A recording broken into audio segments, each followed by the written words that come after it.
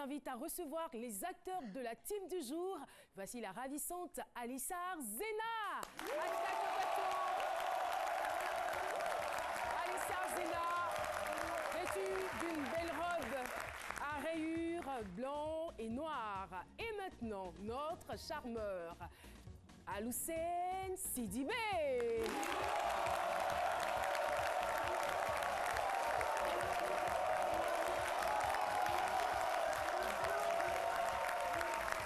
N'oublions pas le gars de Yopougon. Il est fier d'être pour l'instant un Yopougon. Il aime être à Sémédi. Boris Odilo.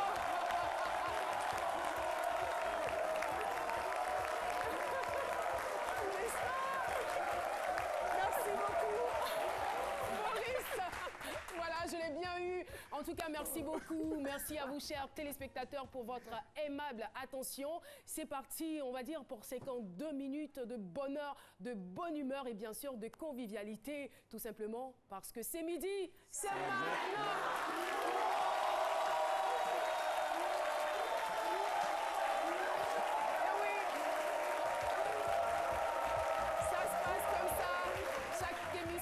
Sa couleur, chaque émission a sa particularité et voilà, vous les avez bien remarqués, Boris, Aloussène et Alissar Zena, mais j'ai l'impression quand même qu'il manque quelqu'un, n'est-ce pas?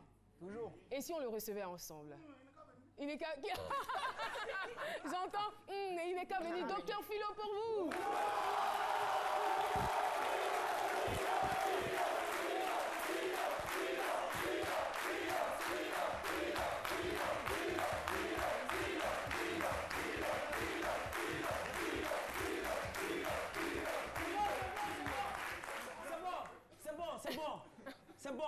C'est bon.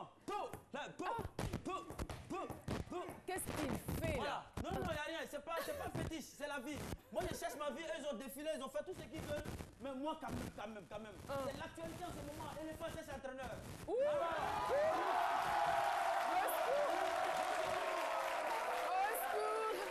Je dis à la Fédération ivoirienne de football, la prime que je pose ma candidature à partir d'aujourd'hui et je dois être retenu.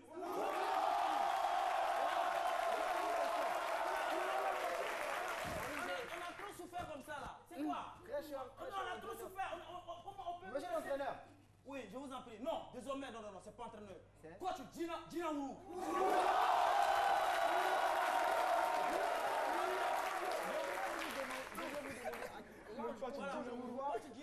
Écoutez-moi, vous êtes plus un féticheur qu'un entraîneur. Je ne suis pas féticheur, je suis un entraîneur. Je viens poser ma... Chacun vient avec ses différentes potentialités. Mais pourquoi ce look? C'est vous qui remarquez les choses sur moi.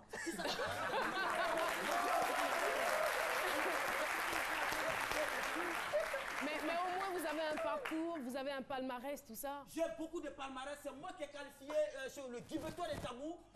Une année, je crois, c'était en 92 à la Première Ligue. Ah. Et j'ai même entraîné le FC Sofia. D'accord. Zagoreta, j'ai entraîné Zagoreta. Merci beaucoup. Rapidement, nous allons faire un tour de table pour avoir un bref aperçu de ce qui nous attend dans les différentes chroniques. On va démarrer avec Boris. Voilà, Caroline, aujourd'hui, on va parler des chiffres de l'écosystème du numérique en Côte d'Ivoire. La semaine dernière, le ministre de la Communication, de l'économie numérique et de la Poste était à une cérémonie où il a donné tout ce qui est officiel concernant cet écosystème. Je vais vous faire un compte rendu complet. A tout de suite, Boris. Alissar Zena, #Topato. Cendrillon d'une épouse un peu bizarre et nous allons terminer avec un mariage pas du tout légal. La suite, ça sera pour tout à l'heure. Merci, Aloussène. Dans ma chronique, je vous propose une solution qui va ravir le cœur de tous les propriétaires d'espaces hôteliers. Une solution qui va vous permettre, très cher, de gérer votre hôtel, de faire des économies et d'avoir le contrôle sur votre hôtel. Merci bon beaucoup. Tout à l'heure. Merci. Alors, l'émission commence et nous allons démarrer avec une devinette. Je suis un élément chimique de symbole Fe, de numéro atomique 26, de masse atomique 55,847. Je suis. Eh oui, bonne réponse. Je suis.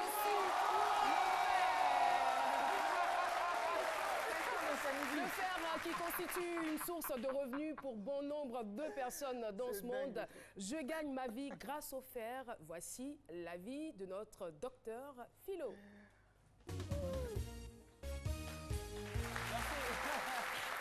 le fer, c'est ça. Le fer, ça fait partie de notre quotidien. Le fer, c'est, comme vous l'avez dit, numéro atomique 26, tout ça là. C'est le fer, c'est le fer. C'est le fer qui a permis aux chercheurs, aux archéologues à l'époque. Le fer, c'est quelque chose qui date de très très longtemps. C'est grâce au fer qu'on a daté toutes les trouvailles. Grâce au fer, les crânes d'Oé, les crânes de Broken Hill, les crânes d'Acela, c'est grâce au fer. C'est grâce au fer. Aujourd'hui, même grâce au fer, on a découvert de nouveaux crânes. Les tintamas, c'est le fer. C'est le fer qui a découvert les tintamas. Et vous parlez, oui. Moi, aujourd'hui, on me dit de faire la différence. On me dit de choisir pour ma survie, de choisir entre le fer et l'eau. Moi, je vais choisir le fer. Non, c'est quoi? Je prends le fer, je vais fabriquer d'abord avec ça, ou pioche, je creuse, puis je vois l'eau, je bois. C'est le fer que j'adore. Alors, bon, je dis, vous allez parler de masse atomique 26 là, c'est pas pour rien. Numéro 20, c'est pas pour rien. Parce que si on prend fer pour attraper voler, taper voler là et boire, il va revenir voler. Mais fer, quand je soulève, le fer lourd, c'est la masse. C'est la masse. Numéro atomique 26, masse atomique 55,847. Voilà. Donc c'est tout ça, c'est le poids, la masse, tout ça aussi. Et le fer, comme vous le savez, tout le monde, vous le savez, Nessindri nous le disait chaque fois, elle n'est pas là pour le dire. Le fer continue dans nos aliments, dans les céréales, le soja, le haricot, il y a du fer dedans. Et quand on parle de dame de fer, c'est pas la même chose. Quand on parle de... Oui, il y a fer dedans. Mais en même temps, comme le fer continue dans nos aliments, le fer, c'est le fer qui nous transporte. Les véhicules de transport, les cars, les mini-cars, c'est en fer. Et le fer dans le corps, dans l'organisme, qui permet de transporter l'oxygène vers le sang. Donc le fer est un phénomène de transport. Donc je dis que le fer fait partie de notre quotidien. Quand on parle de dame de fer, c'est une femme qui consomme beaucoup le fer. C'est pourquoi on parle de dame de fer, elle est dure à la maison. Et le fer est le fer, c'est notre quotidien. Merci. Les enfants, c'est quand même. Chaque jour, ils ramassent fer dans les rues. Jusqu'à mes frères, par là, ceux qui vident poubelle. Oh le fer nous fait vivre. Le fer, c'est notre quotidien. Nous avons le fer. Et il adore faire ce genre de choses. Eh bien, nous profitons donc pour faire un clin d'œil à Nessindri, que vous retrouverez à Matin Bonheur tous les jeudis. Matin Bonheur, c'est de 5h55 à 7h30. C'est sur RTI 1, la chaîne qui rassemble. Et bien sûr, partons à présent pour notre micro-trottoir. Qu'est-ce qu'un objet recyclable? Voici les réponses. Pour moi, les objets recyclables, ce sont des objets qui peuvent servir encore, comme les bouteilles en plastique, ce genre de choses, quoi. Les objets recyclables, en quelque sorte, ce sont les objets qu'on peut transformer, qui ne sont pas nuisibles à la longue, quoi. Les objets recyclables, je pense qu'il y a les boîtes de conserve, les bouteilles de boissons, sucreries et autres. Il y a les cartons, je pense bien. Les ustensiles de cuisine et autres. Je pense qu'il y a le fer, la marmite, les feuilles, la cuillère, etc., etc. Pour moi, les objets recyclables, ce sont des objets qui sont utiles après utilisation, c'est-à-dire qui participent, qui ne détériorent pas la nature.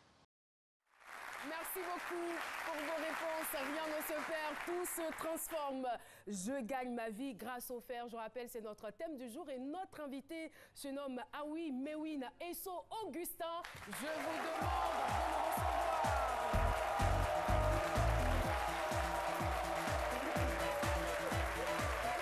Merci beaucoup pour cet accueil, monsieur Awi Mewin Eso Augustin. Vous êtes sculpteur métallique. Vous nous venez de Kara. C'est donc à 410 km de Lomé, au Togo. Et j'ai envie de dire Taldeo. Comment est-ce qu'on répond? Ça veut dire tout simplement soyez la bienvenue. Oui, et puis on répond yo en Kabia. C'est en Kabia, Voilà, la deuxième langue la plus parlée la deuxième au langue, Togo. tout à fait. Kabia se parle au nord du Togo, à 410 km, comme vous l'avez dit, à Kara. Et donc, je viens de là. Et quand on dit Taldeo, tu dis yo. Tout à fait. C'est ça. Merci. Et en minant, on dit plutôt Wezonamilo. Wezonamilo. Tout à fait. Ouais, je comprends un peu quand même. Big up à vous. Alors, votre histoire commence le 22 juillet 2012, lorsque vous quittez votre Lomé, je dirais, natal, votre capitale, pour Abidjan. D'abord, il faut dire quelles sont les raisons qui vous poussent à venir. Oui, il faut d'abord dire que je remercie la RTI pour cette opportunité qui m'est offerte. Donc, après ma formation en Allemagne, il faut avouer que j'ai fait quand même un lycée technique. Et après mon diplôme, j'ai travaillé 4 années au Togo dans une unité de fabrication de matériel agricole. Après ma formation en Allemagne, j'ai prêté le serment lors du dernier séminaire qu'on a eu à Berlin que je devais transmettre mes connaissances à mes frères dès que je serai de retour. Et quand je suis arrivé, j'ai fait mon atelier comme ferronnier, donc en 92. J'ai eu mon premier apprenti. J'ai fait des charpentes, j'ai fait des portes, les antivols. Aujourd'hui, j'ai formé plus de 200 personnes au Togo qui aussi... Et je suis, en retour, ils ont formé. Ça veut dire qu'aujourd'hui, si vous voyez les apprentis de mes apprentis, c'est de grandes personnes. Et ça fait fierté. Alors, dans l'enseignement technique, j'ai fait mes preuves. J'ai enseigné comme professeur. Dans l'artisanat, j'ai fait mes preuves. J'ai été président plusieurs fois des artisans. D'accord. Et entre-temps, j'ai dit, bon, dans la coopération sud-sud, il faut quand même partager mes expériences avec notre pays. Et j'ai choisi la Côte d'Ivoire. C'est pourquoi je suis venu. Donc, échanger avec les Ivoiriens sur mon savoir-faire et apprendre également d'eux. Alors, c'est l'objet de ma rébellion. D'accord. Vous avez un joli parcours, mais en même temps, il faut dire que les choses n'étaient pas du tout aisées. Tout à Lorsque fait. vous veniez en Côte d'Ivoire, on va dire, votre affaire basculait un tout petit peu et vous vous êtes dit, la Côte d'Ivoire, je pense que c'est une destination qui pourrait m'arranger et c'est comme ça que vous êtes venu. Tout à fait. Les raisons, sinon, comment on appelle ça, les objectifs où les moyens n'étaient pas forcément réunis quand vous veniez. Expliquez-nous cela. Tout à fait. Il faut dire que, étant père de famille, il fallait laisser un peu de sous avant de partir. Et les conditions n'étaient pas réunies. C'était compliqué. C'est ça. Mais je suis quelqu'un qui résiste donc aux difficultés.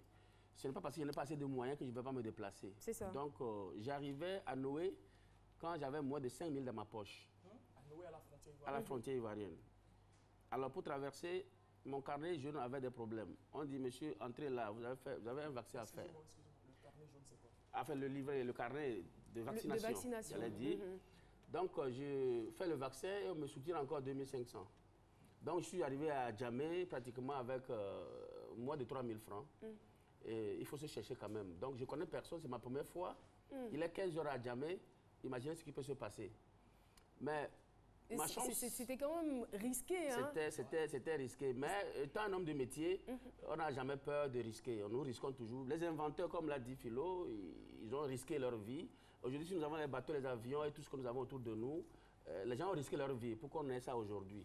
Donc, je suis arrivé, mais Dieu merci, quand je partais, j'ai fait connaissance d'un peintre ivoirien avec qui j'ai échangé à Lomé.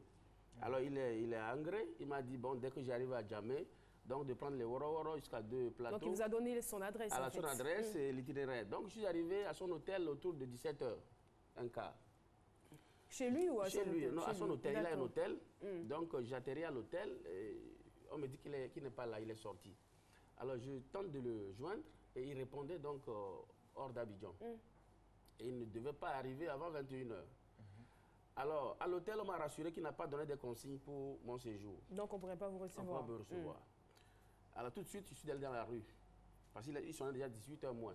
Je suis allé dans la rue directement. Il faut chercher où se trouve un Togolais, un ferronnier, qui peut rapidement m'héberger. Parce que si je trouve un ferronnier qui a un atelier, du moins, je peux dormir à l'atelier. C'est ça. Alors, dans la rue... Mais je veux dire, pourquoi ne pas l'attendre puisqu'il était censé rentrer à 21h? Je me disais que si j'attendais 21h et qu'il ne m'hébergeait pas, parce qu'il n'est pas obligé de m'héberger. C'est ça. Il peut arriver et puis dire, monsieur, ça fait demain. Je vais faire comment? Il est 21h. Donc, autant saisir rapidement l'opportunité pendant qu'il a encore un jour pour chercher où cacher ma tête. Je vais dans la rue, je trouve des jeunes qui passent, je demande un Togolais, un atelier quelconque où je peux... C'est un jeune qui m'a reçu, il me dit, écoutez, mon patron c'est un Togolais, mais il est déjà rentré, il est 18h. Je ne peux pas me permettre de te recevoir chez moi parce que je risque d'avoir des comptes à rendre. C'est ça.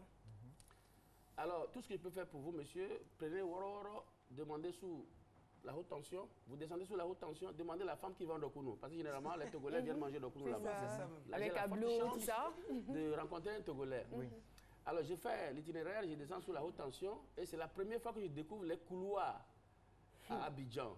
On va à gauche, le couloir finit, il y a un autre couloir qui attend et puis... Et en ce moment, vous étiez dans quelle commune? J'étais à Bobo. C'était à Bobo, d'accord. Donc, je commençais pas à avoir peur parce que beaucoup de couloirs, bon, je ne comprenais rien. Alors, je n'ai jamais vécu des couloirs comme ça, donc c'est ma première fois. Alors, je suis allé... Vous aviez un peu peur quand même? Ouais, ça fait un peu peur. Mais est-ce qu'en ce moment, avant de poursuivre, est-ce qu'en ce moment, vous aviez des regrets? Vous ne vous êtes pas dit, ah, bon, je passe de couloir en couloir, je suis dans un quartier précaire. Non, je n'avais pas... Et si j'étais resté chez moi à Lomé, c'était pas mieux? Non, vous n'avez pas eu cette idée? Je savais que je vais en aventure. Et un aventurier doit s'attendre à tout. Déterminé. Donc, j'avais une détermination, j'avançais.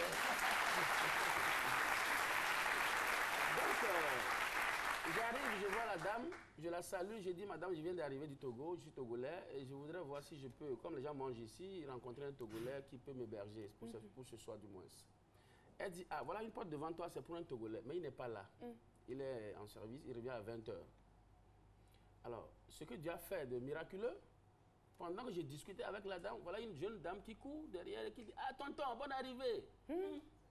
Alors, Attends. je tourne, je pensais qu'il y a quelqu'un derrière moi à qui on parle. Elle me dit, mais c'est moi. J'ai dit, mais tu me connais? Mais vous êtes étonné.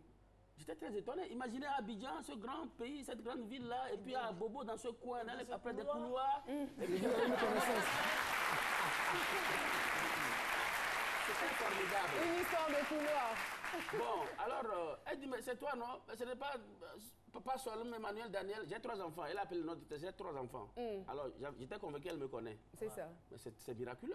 Oui. Je viens à Abidjan le même jour, dans un coin très reculé, et quelqu'un me connaît. Ça, c'est formidable. Où vous avez besoin d'un dortoir. Voilà. Donc, elle est venue à moi, elle s'est présentée avec eux-mêmes. Nous étions à Goye ensemble, dans la même maison. Je dis, ah, mais c'est vrai.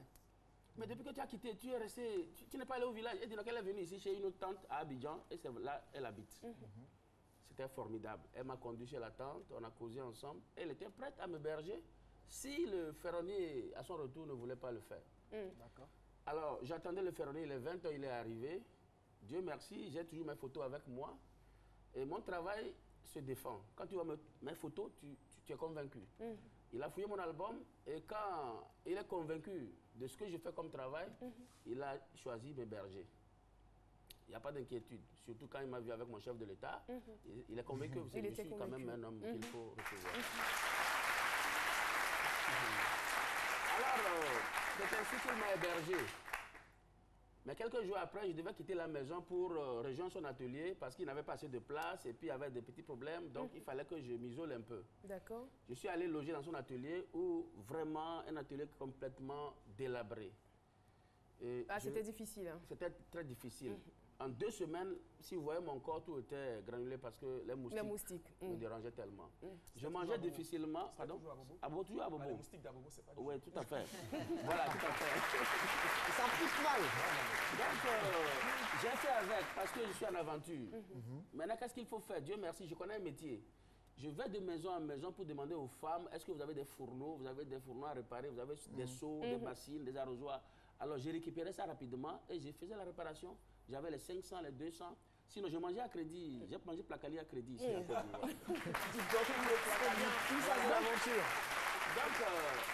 Donc, c'est comme ça que ça a commencé. Voilà, je répare les fourneaux, je prends 500, je paye l'atelier, 200, je paye placali et puis demain, ça continue encore. J'ai fait 2 mois dans cela. Quand mon ami a réussi à me donner 5 000 francs un jour, 5 000 francs qui m'ont permis d'acheter de la tôle et puis des fers à béton. Alors, je montais pour la première fois la girafe de 3 mètres. D'accord. Et cette girafe, elle est montée. On aura tout à l'heure l'image de la girafe. Je l'ai déposée et je vais au plateau. Au plateau, donc, pour voir si je peux avoir des contacts, parce que j'avais les numéros de téléphone, de l'enseignement technique, l'artisanat et tout ça là. Et au plateau, j'ai eu la chance de rencontrer un ami togolais qui était peintre. Alors, il a été très gentil envers moi, il m'a appris, il m'a donné ses références. Elle est belle, hein? Il est à Port-Boué. Donc, on avait conclu un rendez-vous, je suis allé le voir. J'étais chez lui à Port-Boué quand un client m'appela d'Abobo. Il est intéressé par la girafe. Alors, je lui dis 100 000 francs. Il me dit, monsieur, je ne savais pas que j'allais voir un si beau objet ici. Je n'ai que 60 000 francs. Mais est-ce qu'on peut refuser de l'argent? Vous étiez tellement coincé, vous n'aviez pas le choix. Je n'avais pas de choix. Voilà, On n'avait pas le choix. Donc, rapidement, je suis retourné à Bobo. J'ai conclu tout avec lui. J'ai livré la girafe et puis j'ai pris mes 60 000 francs. Mais il faut être toujours honnête. Celui qui m'a hébergé, celui dont j'ai utilisé les outils, il faut quand même que je lui rende compte. Ça, c'est clair. Je l'ai attendu, il est venu, on a fait la part des choses. Et ce qui me revenait, je suis reparti à Port-Boué avec ça. Ça m'a permis d'aller à Noumambo pour acheter le fer encore. Et puis commencer par faire une autre girafe. Déjà, moi, je suis curieuse, puisque vous êtes à la base ferronnier. Oui. Ça fait 26 ans que vous êtes ferronnier. Tout à fait. Comment s'est fait, donc, je veux dire, la mutation, s'est faite la mutation, on va dire, de ferronnier à artisan, à sculpteur? Tout à fait. Vous savez, dans le temps, il faut parcourir 1 ou 2 kilomètres pour voir un ferronnier. Mais aujourd'hui, il faut avouer que dans chaque coin de rue, il y a un ferronnier qui est installé. Parce que nous avons, au fil des années, nous formons des jeunes. Les écoles, les collèges techniques forment des jeunes, les lycées forment des jeunes. Et souvent, ils n'ont pas d'emploi. Et chacun essaie de faire son atelier. À chaque 100 mètres aujourd'hui, il y a un atelier. Donc la concurrence était là, très grande. Et je me suis dit, bon, au lieu d'aller faire la queue pour ne serait-ce une petite porte que quelqu'un veut, il faut que je crée encore, parce qu'il faut toujours créer. C'est ça. Alors, je vais utiliser toujours le fer, mais il faut faire autre chose. Ce n'est plus les antivols, ce n'est plus les portes métalliques, ce n'est plus les charpentes que tout le monde fait, mais je vais faire de l'art avec du fer. Et ça, c'était depuis le Togo? C'était depuis le Togo. C'était depuis le Togo. J'ai commencé par faire des objets, des petits girafes, éléphants, etc. Mais les gens prenaient difficilement parce que c'est une question d'argent. Il faut avoir de l'argent pour acheter un objet. Ça, c'est là une autruche que je suis en train de réaliser. Mais donc, pourquoi cet intérêt pour le monde animalier? Oui, parce que souvent dans les jardins, les gens aiment les animaux. Alors quand vous rentrez chez vous, dans le jardin, vous avez une autruche ou bien, je sais pas, un oiseau, c'est intéressant, voilà, une autruche avec son œuf en bas.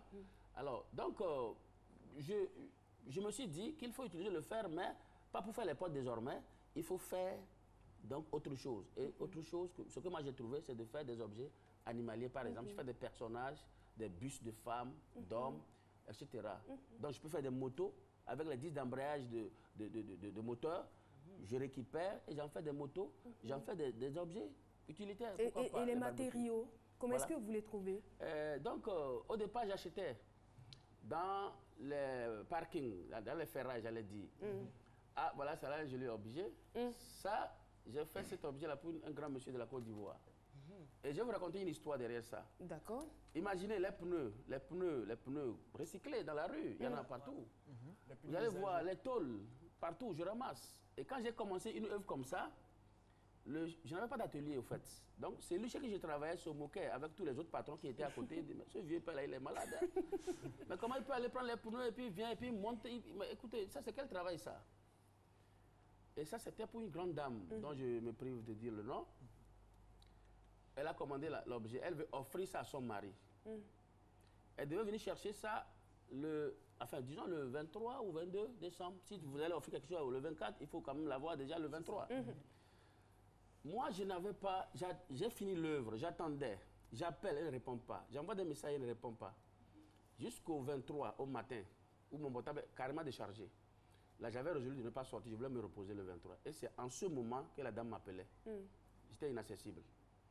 Elle a appelé pendant des heures. À 11 h, elle vient à l'atelier où se trouve l'œuvre. Elle voit le chef de l'atelier, elle dit elle veut chercher l'œuvre. Ah, monsieur, il n'a pas donné de consigne. Mais comme elle devait la voir forcément cette soirée, elle a fait pression. Et le monsieur était obligé, parce que les deux ne me joignaient plus. Elle ne pouvait pas me joindre. Vous étiez déchargé. Alors il a pris l'engagement d'aller livrer l'objet. Et quand il allait livrer l'objet, et il est revenu, il était 15 h. Moi, je suis venu à Port-Boué maintenant pour charger mon portable rapidement. Et voilà, tac, ça sonne. Il dit qu'il me cherche. L'œuvre a été livrée. Où est-ce que je suis? Je l'ai donné rendez-vous, on s'est vu. Mais quand il est venu, il a commencé comme ça. Il dit, monsieur, ah oui, je te respecte. Depuis que tu as commencé par fabriquer l'œuvre, là, non, on se moquait de toi. Mais là où je suis allé livrer cette œuvre-là, j'ai fait 15 ans ici en Côte d'Ivoire. Je ne suis jamais rentré dans une maison pareille. Heureusement. Parce que j'ai eu peur au début de l'histoire. Et, secondo, l'argent qu'on m'a remis, je ne m'attendais pas. C'était combien? Monsieur Philo, c'est beaucoup d'argent. Hein? Non, je sais que toi, tu aimes beaucoup d'argent. En plus, un 23 décembre, le monsieur m'a ramené 400 000 francs. Pour ça, là? Oui. J'avais déjà pris une avance. J'ai pris 100 000 pour commencer le travail. Il m'a ramené 400 000 francs pour l'objet. Wow. Et il était étonné. Donc ça paye bien alors. Alors, je crois qu'aujourd'hui, je trouve le plaisir de faire ce travail et j'incite tous les jeunes à y faire pareil. On y reviendra, mais Voilà, en même temps, d'accord. moi je veux savoir quelle est la différence entre la sculpture métallique et celle qui est faite en bois. Ah d'accord. Oui, la différence c'est que le bois c'est le bois, le fer c'est le fer. Il est plus compliqué. En fait, je veux parler en termes de difficulté, de Voilà, difficulté. Parce que maniabilité, tout cela. Le bois, on peut le tailler facilement. Vous voyez par exemple un éléphant pareil. Il faut d'abord faire un dessin. D'abord, on part de là. Pour être sculpteur, pour être artiste, il faut être parti du dessin. Alors, chez nous, ce qui est compliqué, vous voyez, les tôles sont plaquées. On les découpe morceau par morceau. Il faut souder Il faut aussi. souder. Il faut plaquer les tôles, souder une à une. Ça, c'est une question de patience d'abord.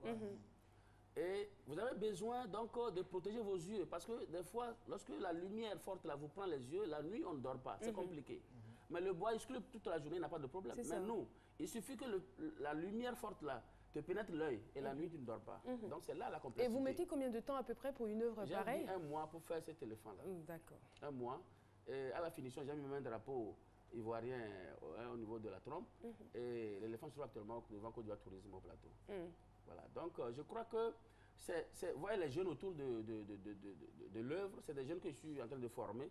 C'est ça mon ambition en venant en Côte d'Ivoire. C'est vrai que je viens chercher de l'argent, mais spécialement, c'est la formation qui me tient à cœur. Sinon, est-ce que vous avez l'impression que les jeunes s'intéressent vraiment à ce que vous faites ici en Côte d'Ivoire? C'est la seule chose que j'ai déplorée en Côte d'Ivoire. Sinon, la Côte d'Ivoire, c'est un pays super, mais les jeunes ne sont pas entrepreneurs. Ils sont encore lents à agir. Il faut aller au métier, mais ils ne veulent pas. Ils viennent, ils s'en vont. Ils trouvent ça compliqué. Mais ceux-là que vous voyez sur la photo, je dirais que c'est la première promotion qui fait confiance à ce métier. C'est des Ivoiriens. C'est des Ivoiriens, tout à fait. Et ils sont avec moi. J'ai actuellement 4 qui sont en formation. Et je veux en avoir plus. Tous ceux qui n'ont pas de métier, qui veulent vraiment se tailler un emploi et qui n'ont qu'à venir. C'est très important. J'aimerais aussi savoir. Est-ce que vous êtes rentré en contact avec le ministère de la formation professionnelle pour voir dans quelle mesure l'État... D'abord, il faut dire que quand je suis venu, c'était ma première démarche. J'ai rencontré la direction de la formation professionnelle et je devais enseigner à Zopé. On m'a dit qu'il y a un lycée là-bas, technique. Je ne suis pas encore allé. Mais bon, dans le processus des actions, ça n'a pas été le cas. Sinon, ils étaient intéressés que j'enseigne l'énergie solaire, sur l'énergie solaire, parce que je fais aussi des fours solaires, des séchoirs solaires. Ils auraient bien voulu ça. Mais ça n'a pas marché. Mais nous sommes en train de discuter toujours pour voir comment on peut transmettre dans tous les sens ce que nous connaissons. Et aujourd'hui, quelles sont vos relations particulières avec votre famille? Parce que vous partiez dans des difficultés. Tout à fait. Pas plus qu'hier, à 22h, j'ai appelé encore ma femme. On a causé au téléphone et je lui ai dit, je sais qu'elle est en train de me suivre actuellement. Et je profite de l'occasion pour la dire, courage, madame, ça va aller. Donc... Et voilà, nous sommes pratiquement au terme de notre entretien. Vous avez dit des choses intéressantes, énergie solaire, séchage, tout ça. Donc vous avez plusieurs cordes à votre arc. Tout à fait. Et voilà. Mais comment vous arrivez quand même à lier tout ça? Oui, au fait, c'est très simple. Je suis un homme passionné. J'ai des talents. Et il faut avouer que depuis le bas âge, j'avais des notions dans la technique. Mon papa est ferronnier, donc c'est un héritage. J'ai fait le lycée technique et j'ai voyagé plusieurs fois en Europe. Et quand je forme toujours les gens, je leur dis, en Europe, il n'y a pas le temps à perdre. Tout le monde va au travail. Donc, le fait de faire l'Allemagne, travailler avec les Allemands, j'ai pris leur habitude et je sais intervenir dans tous les domaines. J'ai actuellement 3 métiers dans ma main. En dehors de l'art, je fais l'énergie solaire et puis je suis moi-même machiniste. Je suis tourneur, fraiseur, rectificateur, les blocs moteurs. Je travaille sur des machines. Et voilà, on a pratiquement terminé. Quels sont vos projets immédiats? Voilà, mes projets immédiats, j'ai fait un constat selon lequel les jeunes qui viennent vers moi et qui sont intéressés d'apprendre mon métier n'ont pas souvent de logement. Ils n'ont pas de moyens pour survivre à Abidjan. Donc, ah oui, ça c'est en France. J'étais avec M. Griset, c'est le maire de la commune où j'étais, dans le sud de la France, dans l'Ardèche. Donc j'ai fait privé au Terrible en 2011 et là j'ai monté une girafe comme ça pour offrir à la mairie. Donc il est venu, on a fait. Ça c'était en quelle année?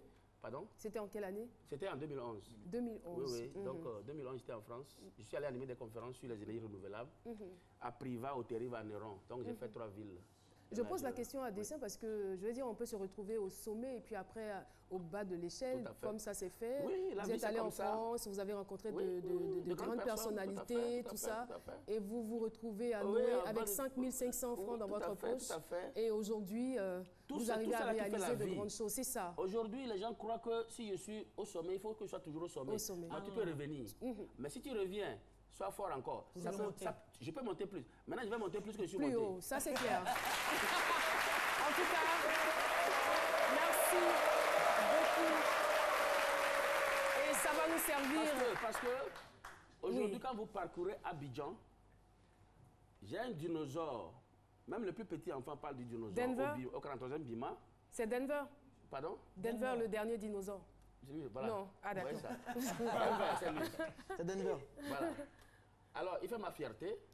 J'ai des éléphants. Vous allez à la Riviera, il y a des objets. Je suis en train de viser maintenant à Angré où je vais déposer encore un grand monument.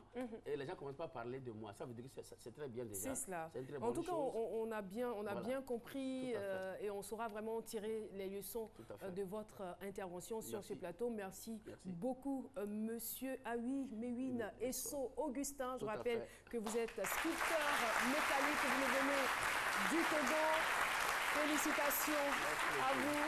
Et voilà, pour dire que la vie n'est pas linéaire, on peut se retrouver, comme je le disais, au bas de l'échelle et se retrouver un jour au sommet, comme on peut se retrouver au sommet, se retrouver au bas de l'échelle. Le plus important, c'est de pouvoir avoir la force et les ressources nécessaires pour se relever, se battre et apprécier, bien sûr, la vie à sa juste valeur. Merci beaucoup. C'est donc la fin de cette première partie. Nous aurons le même plaisir à vous retrouver dans quelques instants et ce sera juste après la pub.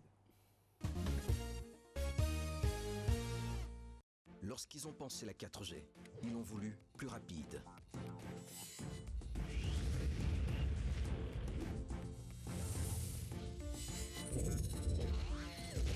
Plus fluide. Mais aussi plus connecté que jamais. En fait, la 4G de Move, ils l'ont pensé pour chacun de nous. Vivons mieux, vivons connectés, vivons la 4G. Move, no limit.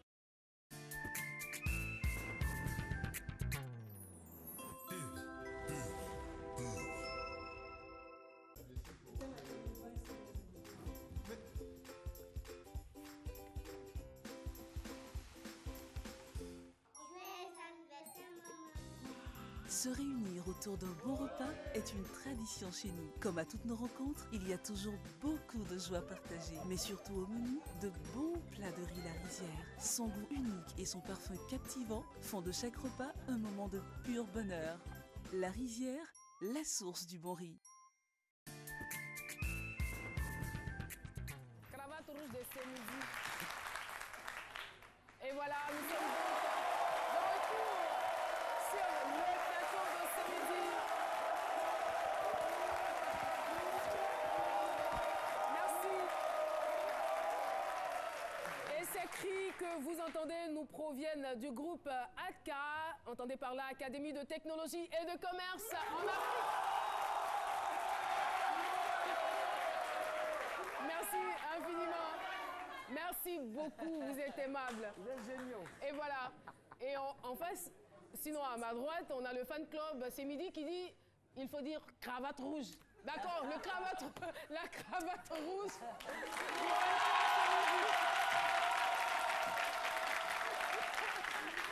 Merci beaucoup. Eh bien, c'est très intéressant. Alors, en début d'émission, on parlait donc des chiffres du numérique en Côte d'Ivoire avec Boris Odilon. Le développement, c'est tout de suite et maintenant.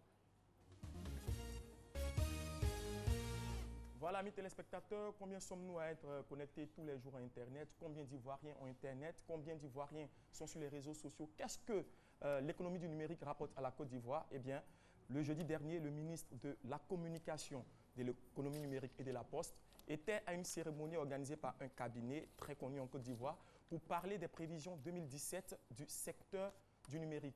On a eu l'occasion comme ça de découvrir et de savoir que en Côte d'Ivoire, le nombre d'abonnés au service de télécommunications mobiles et fixes s'élève à, imaginez-vous, 25 millions de personnes en 2017. Il faut dire qu'il y a une forte croissance parce que déjà en 2011, nous étions 16 millions. En 2015, nous sommes passés à 24,5 millions et en 2017, 25 millions. Les Ivoiriens aujourd'hui s'habituent à tout ce qui est numérique, tout ce qui est Internet et nous sommes 3 millions à avoir des comptes Facebook. 3 millions d'Ivoiriens connectés à Facebook. C'est peu ça? Bon, on ne peut pas dire que c'est peu. Ça progresse.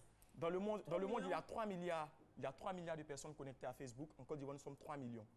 Je me dis que cette croissance Soit 10% des 3 est un millions. peu due à l'avènement des smartphones parce que généralement, quand il y a eu Internet, quand il y a eu l'avènement d'Internet, les Ivoiriens n'étaient pas aussi connectés parce qu'il fallait se trouver un ordinateur ou une connexion et tout.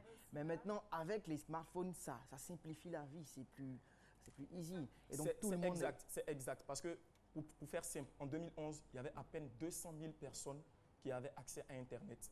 Et aujourd'hui, nous sommes en 2017, nous sommes 9 millions.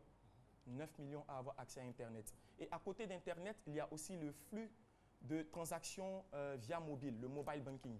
Figurez-vous que par jour, c'est entre 15 et 18 milliards de transactions financières. Par jour. Entre 15 et 18 milliards de transactions financières. C'est-à-dire, le simple fait d'envoyer... Les réseaux confondus ou bien, je sais pas. Tout réseau. Merci beaucoup, Régis. Et voilà, la musique qui nous annonce donc un défilé de mode, n'est-ce pas? Admirez, appréciez, applaudissez. Donc pour ces mannequins, c'est très beau.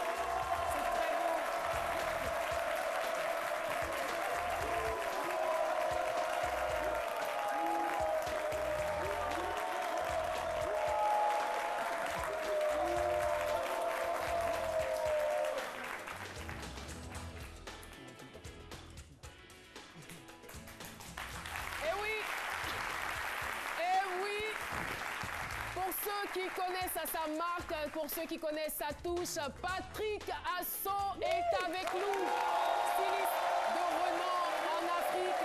Patrick Asso, en fait, c'est 10 ans de carrière. Eh bien, franchement, moi, je suis émerveillée. Déjà épatée par la robe que je porte. Mais les mannequins, franchement, c'est du lourd. C'est vraiment du lourd. Patrick Asso pour vous, public de ce midi. Il faut dire que la femme est votre source d'inspiration et vous la magnifiez à souhait dans vos œuvres. Et on essaie. Alors, Patrick, on est très heureux de vous recevoir sur le plateau de ces midis aujourd'hui. Et là, vous célébrez vos 10 ans de carrière. Est-ce qu'on peut avoir un bref aperçu de votre parcours? Waouh, c'est pas très évident, on va pas essayer. Du tout, hein? Alors, je suis Patrick Asso, créateur de mode. Je suis dans la mode depuis 2006 exactement. Et le 4 mars, j'ai célébré mes 10 ans de carrière.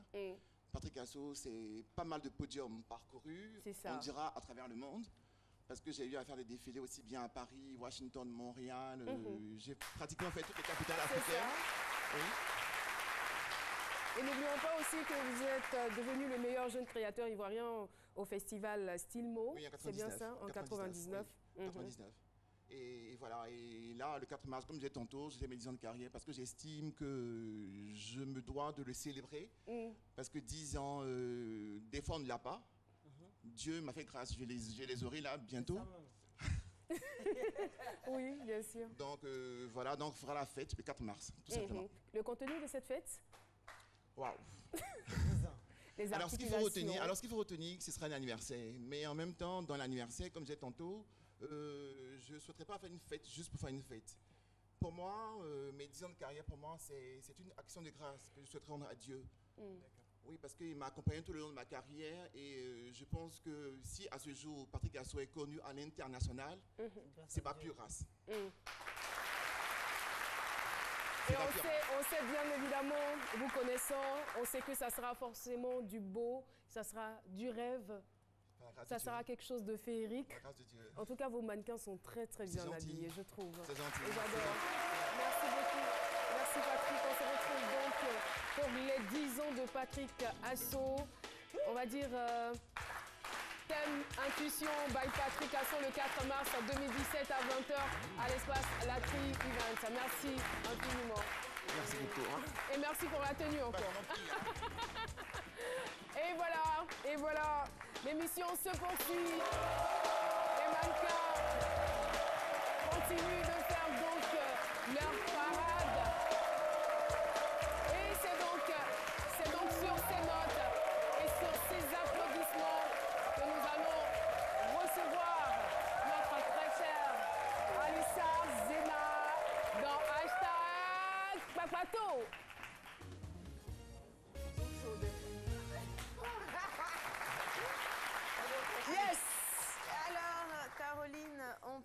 en Arizona, aux États-Unis, où une jeune dame, enfin pas une jeune dame, où une femme âgée de 53 ans a tiré... Qu'est-ce que vous avez?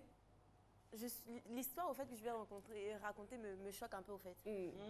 D'où mon expression de visage. Donc parce qu'elle pensait que son mari la trompait, elle décide de s'acheter un pistolet et lui tire 3 coups de feu dans ses parties intimes. Son mari? Pendant que le monsieur dormait. Et elle a quel âge? 53 ans. C'est quoi ça? C'est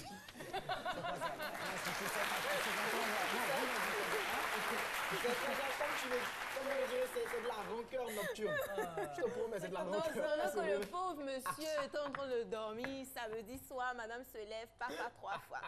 Et puis elle-même appelle la police et quand les policiers arrivent sur le lieu, elle dit aux policiers que ce sont des cambrioleurs au fait qui ont tiré sur son mari. Que c'est pas elle au fait. Donc les policiers ont insisté et finalement elle a dit oui, c'est elle qui avait tiré. Tout ça qu'elle pensait que son mari la trompait. Donc elle en tout cas elle s'est défendue comme elle peut. C'est pas un bel exemple, il faut le signaler à la fin. C'est pas un bel exemple. Pas du tout. À ne pas faire en tout cas, à ne pas faire. Donc la dame a été, transférée à la police avec une amende de 7 millions d'euros. Est-ce qu'elle a payé? Non, c'est ce qu'elle va devoir payer. Mais le gars, elle est amoureux. Non, mais il s'en est sorti indemne. Avec quelques petites blessures, mais ça va. Ah, c'est que le gars, il mange du fer.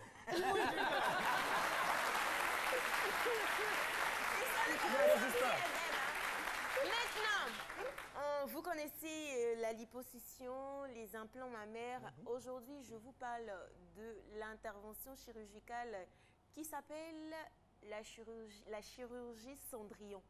Je vous explique. C'est là sur la photo. Le but, au fait, c'est de se raccourcir les doigts de pied pour pouvoir porter les escarpins. C'est quoi? Voilà, et pour avoir de jolis orteils, voilà.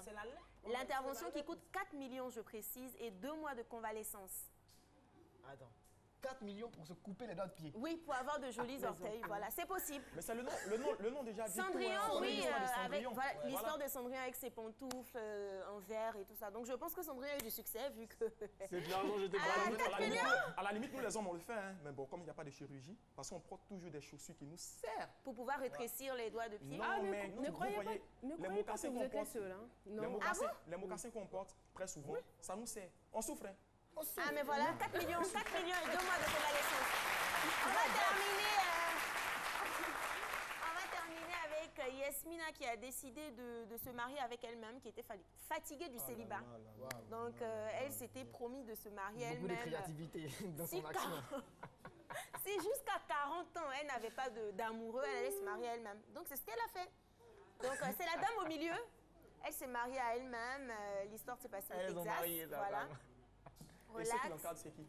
C'est elle-même. Ceux qui l'encadrent, c'est qui? Non, ça, c'est son père et sa mère. Et le mariage a eu lieu où?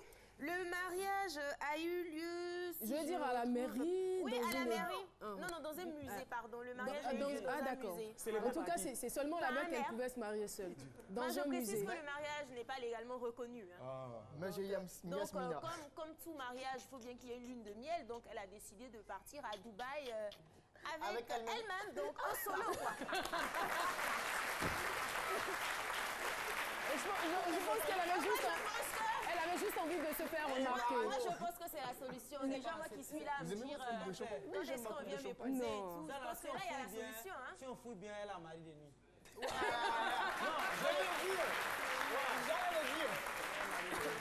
Et docteur Philo, qu'est-ce que vous pouvez faire pour l'aider? Mais c'est très facile qu'elle prenne contact avec nous. Moi, je règle ça en 1 minute. Hein. Elle est belle en plus. Oui, non, c'est règle ça. Parce que c'est dans la tête, ça se passe au fait. C'est dans sa tête. Et quand c'est comme ça, le mari est nu. Vous voyez un peu, dans la vie, nous expliquons les choses. Qui m'a dit de le provoquer? Ouais, franchement. Qu'elle vienne me voir.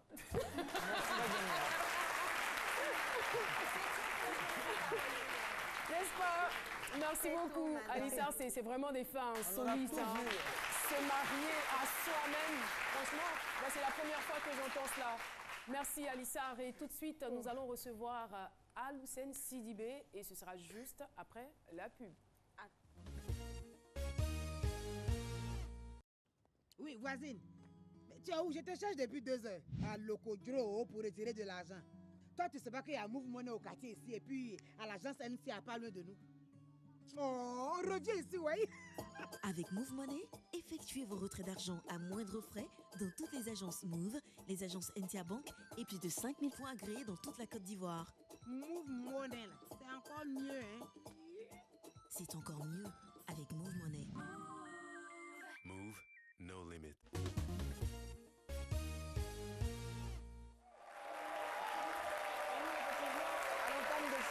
Je vous présentais une solution qui allait ravir le cœur de tous les propriétaires d'établissements hôteliers. Cette solution nous a été proposée par M. Kosonou Parfait, un jeune entrepreneur spécialiste de la sécurité informatique.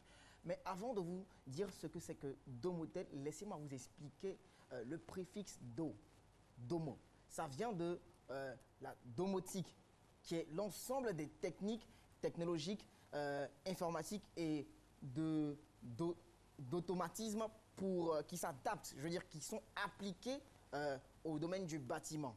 Et donc, si vous avez une maison, et dans cette maison-là, quand vous rentrez automatiquement, donc avec un claquement de main, ou avec une télécommande, on fait de la domotique. Et donc, Domotel, qu'est-ce que c'est? C'est une solution qui va apporter aux propriétaires d'établissements hôteliers le contrôle sur leur hôtel. Ce contrôle-là va vous permettre de régler, donc de gérer le courant, de gérer l'eau, de gérer les accès aux chambres. Et aussi d'avoir toujours un œil sur celui que vous allez destiner pour la gestion de votre hôtel. Vous êtes le propriétaire, vous avez forcément un gérant. Et ça va faciliter, je veux dire quoi, l'action de ce gérant, ça va faciliter l'activité de ce gérant dans l'hôtel. Je vous prends un exemple palpable, on va être pragmatique. Vous êtes un client... Excusez-moi, vous avez fait un peu d'enseignement dans votre vie? Ma mère est enseignante, c'est pourquoi. D'accord. Ah d'accord. Je disais, ça découle. Et donc, on va être pragmatique. On va Il dit quoi? On va